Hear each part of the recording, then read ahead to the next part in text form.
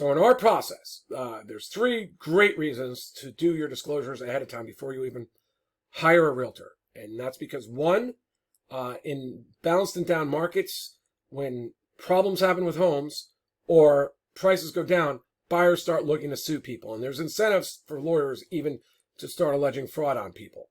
So you want to protect yourself from that. Realtors are certainly aware of this. In the balanced and down market, I used to get a lot of referrals from agents because agents would start hearing from their advisors and their brokers that you're definitely not allowed to comment on these disclosures with people. You can't give them advice whether about it's too much or too little, because when they get sued, if they say my realtor told me to do it, well, you've just brought us into it. So they want to ship that out to a lawyer, and I'm happy to take it on. So one, it's to protect yourself and avail yourself of the shields you get when you disclose properly. 2, we also, as part of our of a strategy where we dovetail in with the realtor who's going to negotiate with the buyer's agents, if we do this well and you follow our advice and you not only disclose accurately, but you include a few more things, you can develop a trust in your credibility and a trust in your home that many buyers will therefore make offers on, because you've eliminated some of the buyer fears. When buyers are looking at property, they're worried about, are they buying headaches? Are they buying your problems? And there'll be a lot of what ifs. And they're like, well, what if my inspector comes back and he finds a lot of problems? I don't want to have to renegotiate then. I'll just offer lower now, and that'll be a cushion. If you do this well, you knock out that cushion so they're willing to pay the most, and more buyers may even make offers on your property, and hopefully they even get closer to full price. So protection, better offers, and then, as you probably saw in the videos, when your agent works well with this and gets those disclosures and other things in the packet, including your repair list, and asks them to make their offers subject to the information that they're already aware of, and they've already walked through your home, that allows your realtors to lock down these buyers into much shorter time frames, so that you'll know in 5 days. They'll be forced to tell you in 5 or 7 days if they're going to go ahead with the deal, or they'll cancel it. So you don't have to allow a buyer, a 21-day or a 30-day or maybe even more by the time you wrap it all up, free look at your home in a down market to see if they can do better with somebody else or come back and renegotiate with you. One of our main goals is to eliminate buyer objections and fears and get them to give you a yay or nay on this property in 5 to 7 days. Now, it may take them a little bit more with financing, and that's really what we'll discuss with you, how your realtor can deal with buyer financing issues and what sort of buyers they want to pick and what sort of marketing would be best. And it may be that you accept offers for 3 to 5 days or over the weekend, and then you start having conversations with the buyers and the brokers so that you get the right buyer. But this whole thing is, we want to be done and locked in after 5 to 7 days.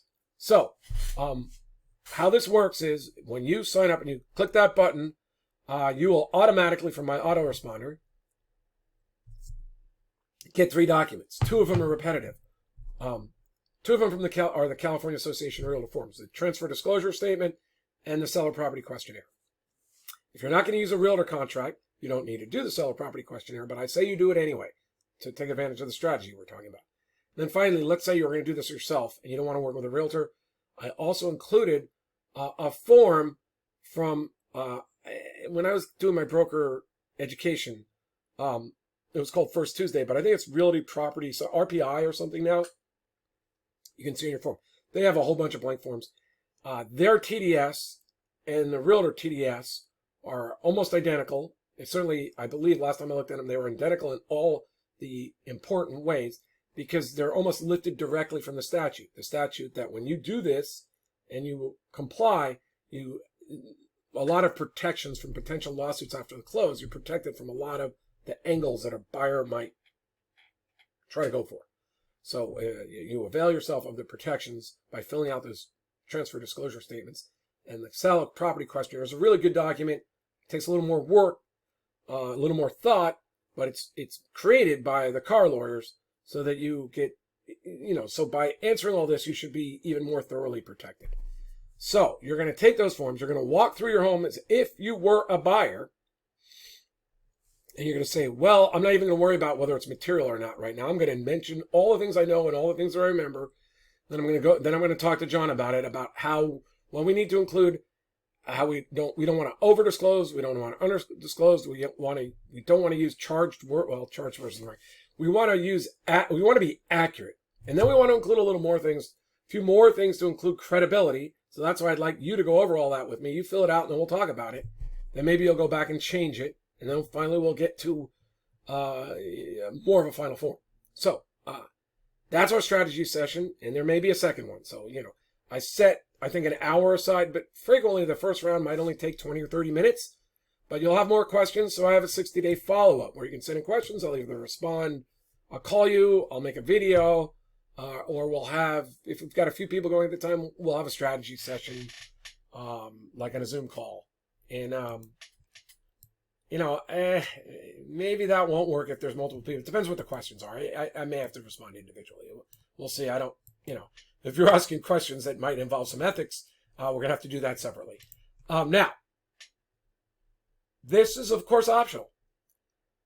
After we've done all that, I'm going to talk to you about how you want to select a realtor and how a realtor could use your disclosures to lock down the buyer into shortening the time frames for all their contingencies. And you may want our help in educating your realtor, selecting a realtor, working with your realtor, using one of the ones in our network. And if you opt to work with us going forward, then I'll talk to you about how you can have us on your team for all this at no extra cost to you, because we'll get paid at closing out of the realtor fees. And some people say, well, I really like my realtor, John. So what do you charge for the program separately? And we'll talk about that too. But the vast majority of people, even the upmarket, because this is just our same strategy tuned up for down markets. We will, all that'll be optional. We'll fill out your forms. We'll do what we're there to do. And we'll talk about whether we want to work together going forward. So I look forward to working with you. You can fill that out, hit complete. You'll get the form sent to you. You can either try to set an appointment now for a few days out, or you can fill out the form and then set the appointment. And I look forward to working with you. Thanks. Talk to you later. Bye. And once again, if you're not happy, just tell me during our consult and I'll return your money. Thank you.